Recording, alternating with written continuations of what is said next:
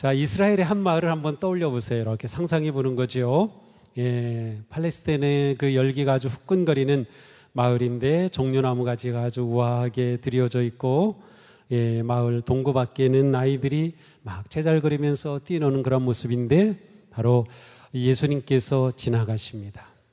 그리고 그 뒤에는 제자들이 있고 또 사람들이 따르고 있습니다. 그런데 그렇게 가시던 예수님께서 갑자기 돌아서십니다. 오늘 말씀에 예수께서 돌이키셨다. 평소와 좀 다르신 예수님의 행동입니다. 평소에는 가시다가 산에 올라가 아니면 들에서 이렇게 말씀을 하시는데, 이번엔 예수님께서 특별하게 가시던 걸음을 갑자기 돌이킨 겁니다. 그러니 따르던 사람들이 움찔했을 것 같습니다. 갑자기 조용해졌고 예수님이 말씀하십니다. 누구든지 내게로 오려는 사람은 자기 아버지나 어머니나 아내나 자식이나 형제나 자매뿐만 아니라 심지어 자기 목숨까지도 미워하지 않으면 내 제자가 될 수 없다. 이 말씀을 듣는 모든 사람들은 얼어붙었어요. 예수님의 모습이 평소와 다르기도 했고요, 그 말씀이 너무나도 엄숙하셨기 때문입니다. 지금까지 예수님은 천국 복음을 선포하셨어요. 애통하는 자가 복이 있다고 하셨어요. 기쁨과 평화와 위로와 사랑의 말씀을 선포하신 주님이셔요.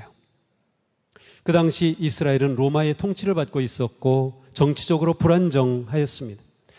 나라의 지도자들은 자신들의 이익과 권력에만 관심이 있었지 백성들을 돌보지 않았습니다. 그러니 군중들은 나라를 해방시켜주고 백성들을 살리며 생명의 길로 인도할 메시아를 열망하고 있었습니다. 이런 상황에서 군중들은 저 예수님이라면 능히 우리를 해방시키실 것이다, 우리의 왕이 되시겠다라고 생각하며 은근히 예수님에 대해 기대를 하고 있었습니다. 예수님이 항상 그들이 듣기 좋은 말씀만 하시면서 기적을 행하시고 그리고 자기 자신을 드러내셨다고 하면 사람들은 예수님을 왕으로 세우고자 하였을 것입니다. 그런데 예수님은 예상치 않은 말씀을 던지십니다. 자신의 부모나 배우자나 자식이나 형제자매는 물론 자신의 목숨까지도 미워하지 않으면 예수님의 제자가 될 수 없다고 하신 겁니다. 이 말씀은 나를 따라오라는 말씀인가요? 따라오지 말라는 말씀인가요? 정말요? 과연 누가 가족을 버리고 심지어 자기 목숨까지 미워하면서 예수님을 따르는 제자가 되겠다고 나설 수 있을까요? 민감한 군중들에게 이렇게 말씀하시다니, 그러나 이게 다가 아닙니다. 예수님은 이어서 말씀하셔요. 누구든지 자기 십자가를 지고 나를 따라오지 않으면 내 제자가 될 수 없다. 누구든지 자신의 모든 소유를 버리지 아니하면 내 제자가 될 수 없다고 하십니다. 십자가가 뭐지요? 로마 시대 가장 참혹한 사형틀입니다.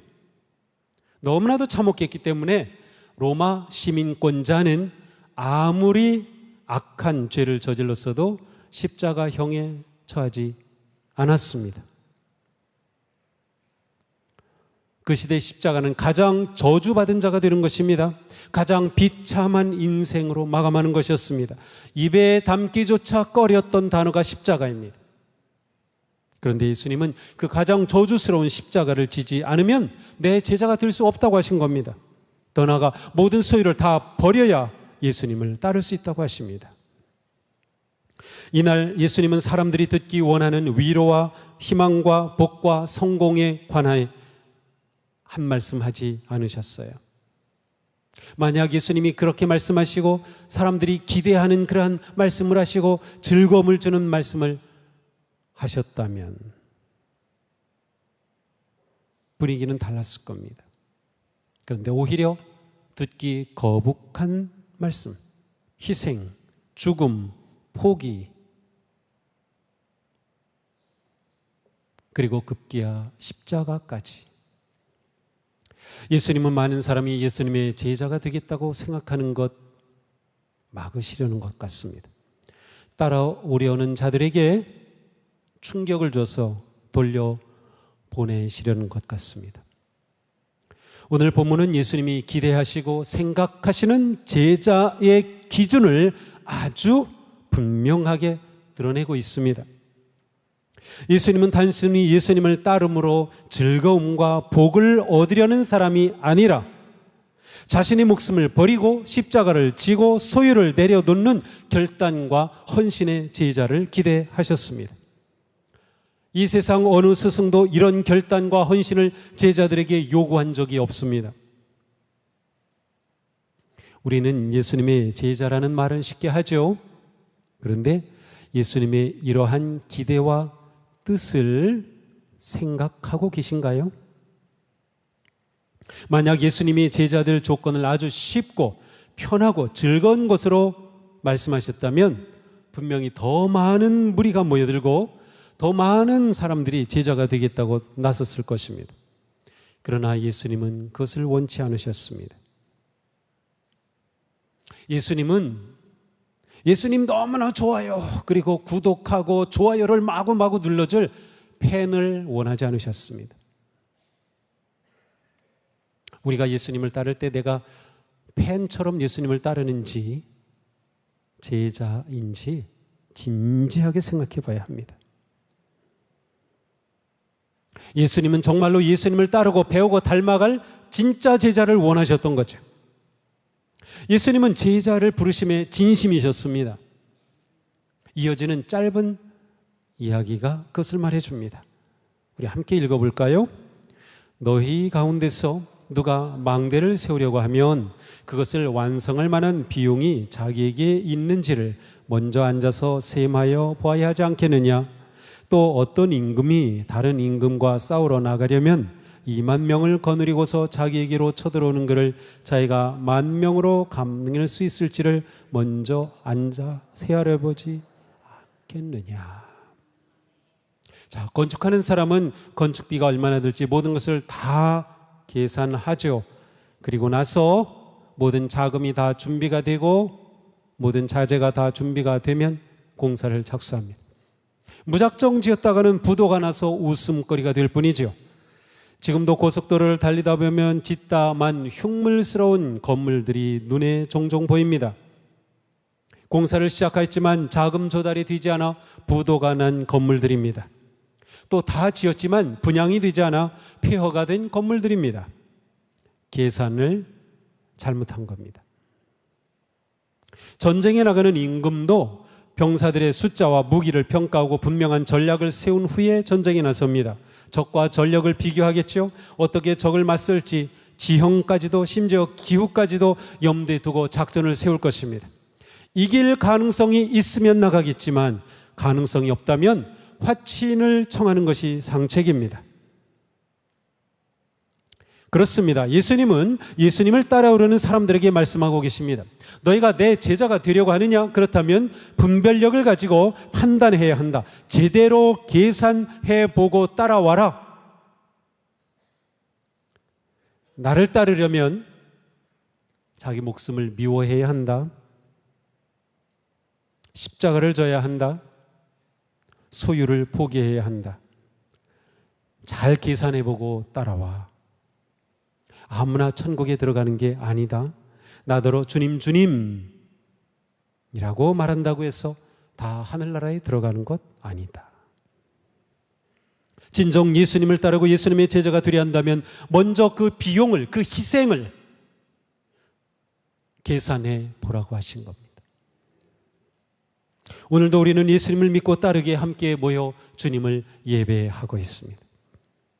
우리는 예수님을 따르고 예수님의 제자가 된다는 것에 대해 무엇을 알고 있으며 무엇을 믿고 있으며 무엇을 바라고 있습니까? 예수님을 믿고 따르는 길이 무엇인지 진지하게 생각하고 계산해 보셨습니까? 예수님의 참 제자가 되는 길은 무엇입니까? 단지 얼마간 제자 훈련을 받았다고 예수님의 제자가 되는 것 아닙니다. 물론 훈련이 필요하고 양육을 받아야 하고 배워야 합니다. 그러나 어떤 과정을 마쳤다는 것과 진정한 제자가 된다는 것은 다릅니다. 오늘 본문에서 예수님은 3번에 걸쳐 똑같은 말씀을 하십니다. 내 제자가 되지 못하리라. 다시 말하면 3가지 기준을 통과하지 못하면 제자가 될 수 없습니다. 예수님의 제자가 되려면 반드시 통과해야 할 기준이 있습니다. 허리띠를 단단히 잡아매고 들으시기 바랍니다. 오늘 이 자리에 오셨다가 그게 예수님 믿고 예수님의 제자가 되는 건 줄 알았다면 나 안 믿었을 것 같습니다. 나 그만 믿겠습니다. 라고 말하는 분이 있어도 저는 이상하게 생각하지 않을 것입니다. 첫 번째입니다. 무릇 내게 오는 자가 자기 부모와 처자와 형제와 자매와 더욱이 자기 목숨까지 미워하지 아니하면 능히 내 제자가 되지 못하고. 자, 예수님의 제자가 되려면 부모를 미워하고 아내와 자식을 미워하고 형제와 자매를 미워하고 자신의 목숨도 미워해야 합니다. 미워해야 한다고 말씀하시니 참 난감하고 받아들이기 힘든 말씀입니다. 여러분들은 예수님을 믿고 따르는 제자입니까? 한 분도 아멘을 안 하시네요. 이거 뭔가 심각한데요. 여러분은 예수님 믿고 따르는 제자입니까? 그래요? 여러분 부모님 미워하십니까? 그런데 제자라고요? 여러분 배우자 미워하십니까? 예, 가끔 남편 미워하는 분들은 있어요. 그거는 알아요, 제가. 자녀들을 미워하십니까? 자신의 목숨을 미워합니까? 왜 자신이 없으세요, 대답이? 예수님의 제자라면서요. 네, 여기서 미워하지 아니하면 이라고 하는 이 단어는 그리스 원문에 미세이라고 하는 단어입니다. 이 미세이라고 하는 단어는 미워하다라는 단어로 직역할 수 있지만 우선순위에서 멀어지다 아니면 덜 사랑한다, 그런 의미입니다. 그러므로 마태복음에서는 이렇게 말씀하셨어요. 나보다 아버지나 어머니를 더 사랑하는 사람은 내게 적합하지 않고 나보다 아들이나 딸을 더 사랑하는 사람도 내게 적합하지 않다. 자, 그러므로 누가복음에서 예수님은 미워하라라고 말씀하심으로 아주 강조 충격법을 사용하신 겁니다. 미워한다는 것은 덜 사랑한다라는 뜻입니다. 다행이네요. 맞습니다. 그러므로 예수님은 부모보다 예수님을 더 사랑하고요, 배우자와 자녀보다 예수님을 더 사랑하고요, 아들과 딸보다 예수님을 더 사랑하지 않으면 제자가 될 수 없다고 말씀하신 겁니다. 우리가 예수님을 사랑한다고 해서 부모를 버리고 배우자를 버리고 자녀를 버리라는 말씀이 아닌 거죠. 예수님이 말씀하시는 제자 되는 첫 번째 기준은 예수 그리스도를 최상급으로 사랑하는 것이, 예수 그리스도를 최고로 사랑하는 것입니다. 제자의 삶에서, 제자의 마음에서, 제자의 관심에서, 제자의 사랑에서 예수님은 그 어떤 경쟁자, 어떤 비교도 허락하지 않으십니다. 예수님은 최상급의 사랑을 원하십니다. 예수님은 최고의 사랑의 대상이 되기를 원하십니다. 제자의 삶에서는 그 누구도 그 무엇도 예수님의 자리를 대신 차지할 수 없습니다. 예수님보다 더 사랑하면 그것은 100% 우상입니다. 우리가 예수님을 최상급으로 사랑할 때 비로소 우리는 진실한 사랑을 할 수 있게 됩니다. 자, 주님은 왜 우리에게 최상급의 사랑을 원하실까요?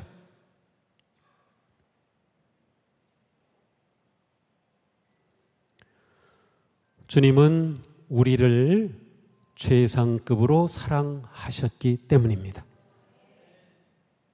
하나님은 우리를 최고로 사랑하셨기 때문에 우리에게 최고의 사랑을 원하시는 거예요. 요한일서 4장입니다. 하나님의 사랑이 우리에게 이렇게 드러났으니 곧 하나님이 자기 외아들을 세상에 보내주셔서 우리로 하여금 그로 말미암아 살게 해주신 것입니다. 사랑은 이 사실이 있으니 곧 우리가 하나님을 사랑한 것이 아니라 하나님이 우리를 사랑하셔서 자기 아들을 보내어 우리 죄를 위하여 화목제물이 되게 하신 것입니다. 로마서 8장에도 말씀합니다. 하나님은 자기 아들을 아끼지 않으시고 우리 모두를 위하여 내어 주신 분입니다. 이것이 우리가 받은 사랑입니다. 그러니 주님이 우리에게 최상급의 사랑을 기대하시는 것은 당연합니다. 주님에 대한 우리의 사랑은 우리를 먼저 사랑하신 하나님의 그 사랑으로부터 시작되었고 그 사랑으로부터 가능해진 거예요. 세상의 관점으로는 내가 주님을 사랑하면 주님께 내 모든 것을 다 빼앗긴다고 생각하죠. 이 세상적 관점에. 그러나 우리가 주님을 사랑하면 오히려 주님의 사랑이 우리에게 더욱 넘칩니다. 성령님을 통하여 넘치게 부어주셔야 이것이 제자의 삶의 기쁨이고 능력입니다. 우리는 하나님의 사랑으로 인해 고난을 이겨낼 수 있고 희망을 품고 승리의 삶을 살아가는 것이에요. 사도 바울은 말씀합니다. 우리는 환난을 자랑합니다. 우리가 알기로 환난은 인내력을 낳고 인내력은 단련된 인격을 낳고 단련된 인격은 희망을 낳는 줄을 알고 있기 때문입니다. 이 희망은 우리를 실망시키지 않습니다. 하나님께서 우리에게 주신 그 성령을 통하여 그의 사랑을 우리 마음속에 부어주셨기 때문입니다. 우리가 예수님의 제자가 된 것은 예수님을 최상급으로 사랑하기로 결단하였다는 뜻입니다. 오늘 세례 받으셨죠? 세례받아 예수님의 제자가 된 것은 내가 평생 예수님을 최고로 사랑하겠다고 결단하신 겁니다.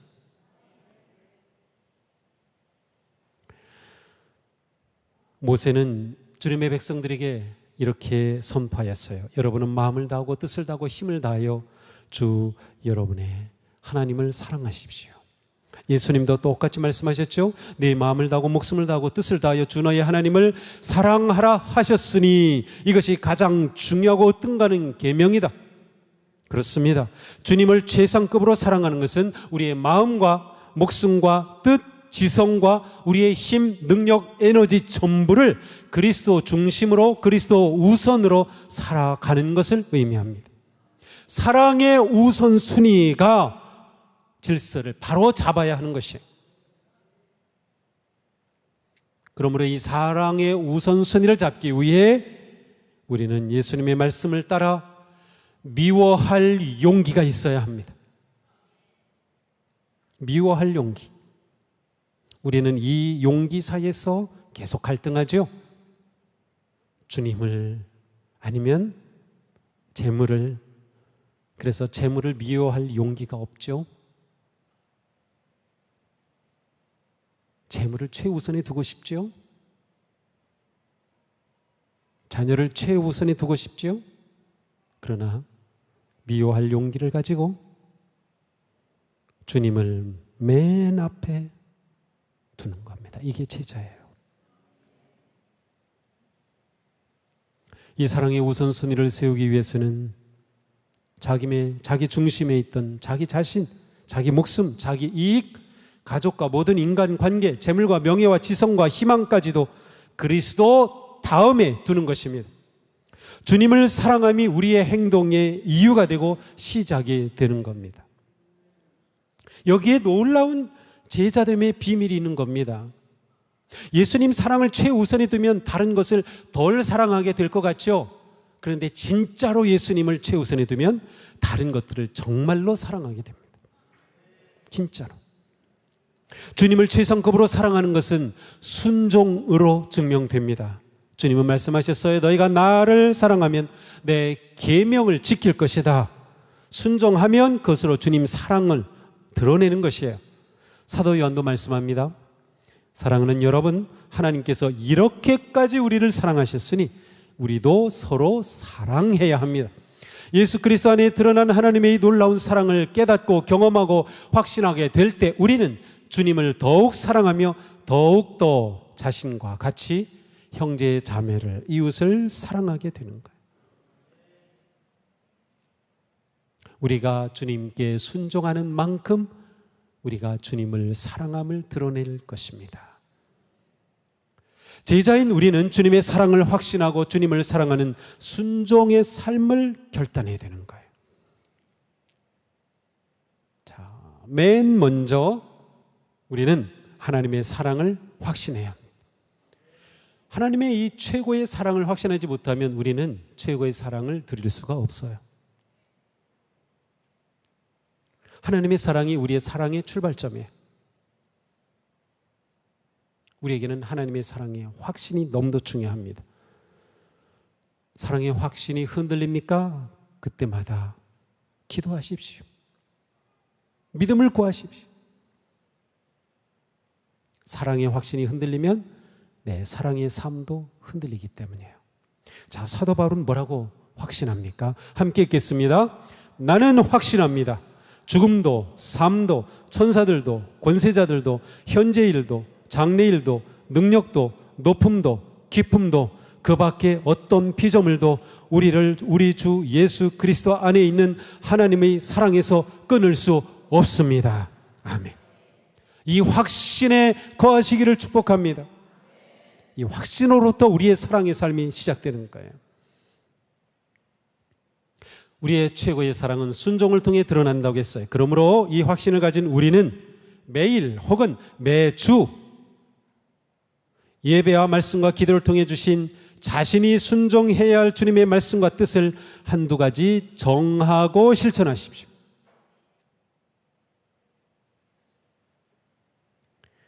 제가 이 말씀을 준비하다가 이렇게 해야 되겠다 한 거예요. 속회 교환에 말씀을 듣고 글쎄 한 내년부터는 설교가 끝나면 한 1분 정도 시간을 드리고 기록하는 시간을 가질 겁니다. 여기에 내가 이 한 주간 이 말씀 따라서 이렇게 하겠다. 최소한 한 가지, 두 가지 아니면 세 가지 기록하는 거예요. 내가 그렇게 순종함으로 하나님에 대한 사랑을 증거하기 때문이죠. 자, 우리가 이 삶을 실천할 때 가장 핵심 포인트는 이웃사랑이죠. 하나님 사랑처럼 이웃 사랑하는 거예요. 자, 그런데 이웃 사랑에 대해 주님은 내 자신과 같이 이웃을 사랑하라고 하셨어요. 그 말씀은 내가 나를 사랑하지 못하면 이웃도 사랑하지 못합니다. 그런데 우리는 우리 자신을 바르게 사랑할 줄 알아야 돼요. 내가 먹는 것, 내가 일하는 것, 말하는 것, 살아가는 삶 이렇게 그려볼 때 내가 정말 나를 사랑하는 삶을 살고 있습니까? 정말 중요해요. 자기 자신 사랑할 줄 모르면 남을 사랑할 줄 몰라요. 자기 자신을 잘못된 방식으로 사랑하면 남도 잘못된 방식으로 사랑해요. 너무도 중요합니다. 구체적으로 내가 어떻게 살아갈까 생각해 보는 겁니다. 내가 너무나도 마음에 원망과 불평이 많아. 내가 이 한 주간 감사하는 삶을 살아야 되겠다.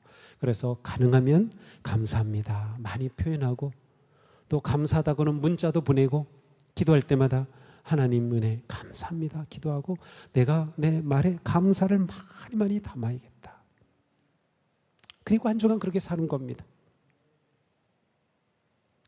내가 이 한 주간 사는 동안 누군가에게 위로와 사랑과 격려의 문자, 말 해야 되겠다. 그 집사님 몇 주째 보이지 않는데 무슨 일이 있는 게 아닐까? 성령님, 제가 누구를 어떻게 섬기면 좋을까요? 기도하면서 기록하. 그리고 이거 매일 어디다 붙여놓으셔도 되고 핸드폰 찍어서 보면서 이렇게 살아가려고. 자, 이렇게 우리가 살아간다고 생각해 보세요. 우리 삶이 1년, 2년 아니면 한 달, 6개월 지난 후에 똑같은 삶일까요? 분명히 다를 겁니다. 내 몸은 성령님이 거하시는 성전이래. 그래, 그렇다면 내가 내 몸을 잘 관리해야지. 2주간부터 내가 매일 30분씩 걷게 해야 되겠다.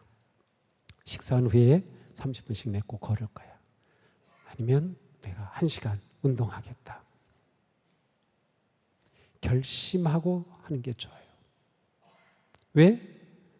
내가 나를 이렇게 사랑해야 내가 이웃을 사랑할 수 있고, 그렇게 이웃을 사랑하면서 하나님을 사랑하게 되기 때문에. 다음으로 우리는 모든 일을 주님을 사랑하는 것에서 시작하는 겁니다. 자, 무슨 일을 하든지 내가 왜 이 일을 하는 거지? 내가 이 일을 이렇게 하는 게 옳은 거야? 라는 것을 주님을 사랑하는 제자의 마음으로 보는 겁니다. 아, 내가 주님을 사랑하는 제자인데 내가 주님을 사랑하는 제자로서 이러한 일을 하는 것이, 이러한 방식으로 하는 게 맞아?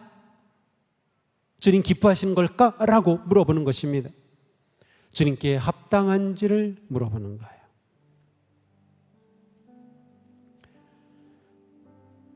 주님을 사랑하고자 하는 마음을 품으면 우리의 삶이 달라집니다.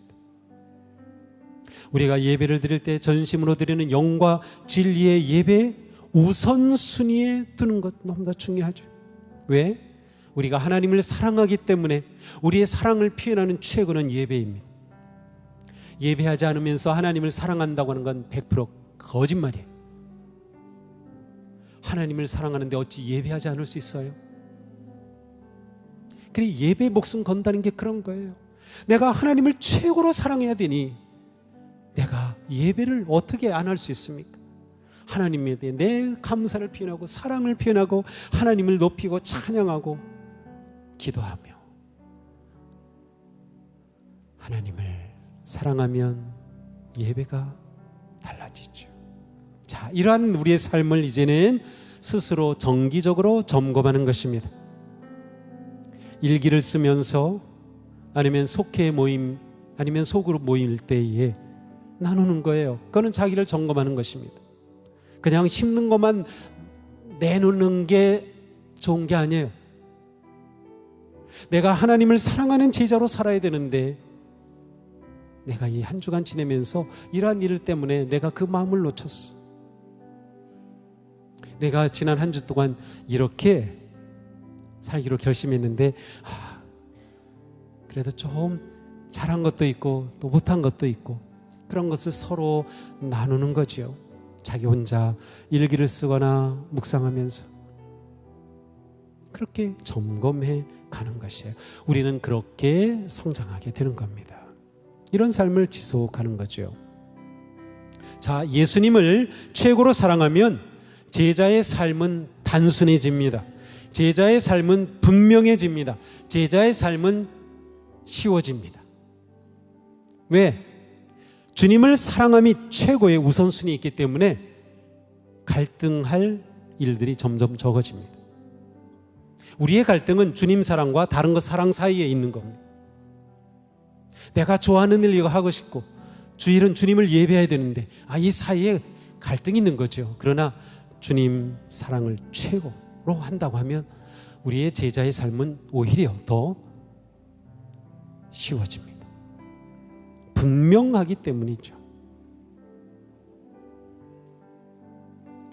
사랑하는 성도 여러분, 당신은 제자입니까? 기꺼이 예수님의 제자가 되시겠습니까? 자신이 예수님의 참 제자임을 드러내시겠습니까? 사랑하는 성도님, 모든 것을 오직 하나님에 대한 사랑으로 하시기 바랍니다. 하나님을 최상급으로 사랑하도록 예배하고 하나님을 최상급으로 사랑하며 우리의 모든 일상이 이루어지기를 축복합니다. 주님이 우리의 전부이심을 기뻐하고 찬양하며 복되고 아름다운 제자의 길에 승리하기를 주님의 이름으로 축복합니다.